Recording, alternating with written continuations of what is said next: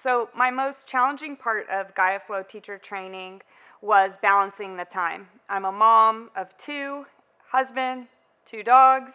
So starting out, I was thinking to myself, how am I going to dedicate 10 weekends to finish this kind of training? And you make it work because it's that important. Once you get started, it's so important for self-growth, and you realize the time that you put in, it comes naturally. You want to do it, and your family becomes part of it.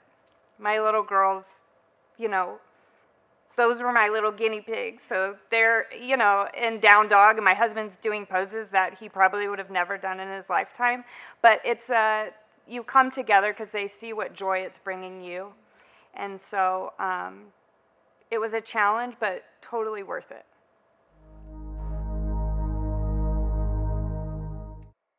I think the most challenging part was probably just not so much finding the time to commit to it, but just juggling the rest of your schedule, because you want to commit all your time to this, but you still have a job and a family and stuff to take care of. So just making sure that you're still able to give it 100% no matter what.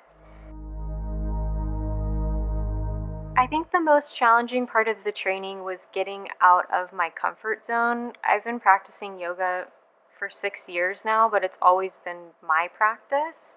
And just stepping outside of myself and standing in front of a room and teaching is very different than having a personal practice. So just that growth, although it was challenging, it was very rewarding.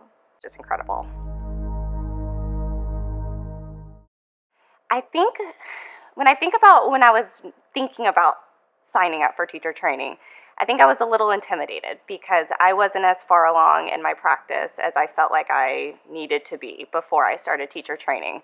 But I'm so glad I didn't let that stop me, because there was so much foundational work that I learned by going through the teacher training that helped me build on that. I think the other thing too is time is always a little bit scary, committing 10 weekends, but I will say, because we went through a pandemic and there wasn't a lot going on, it actually was what kept me sane during it. And so that it ended up being kind of a stabilizer for me during a pretty crazy time.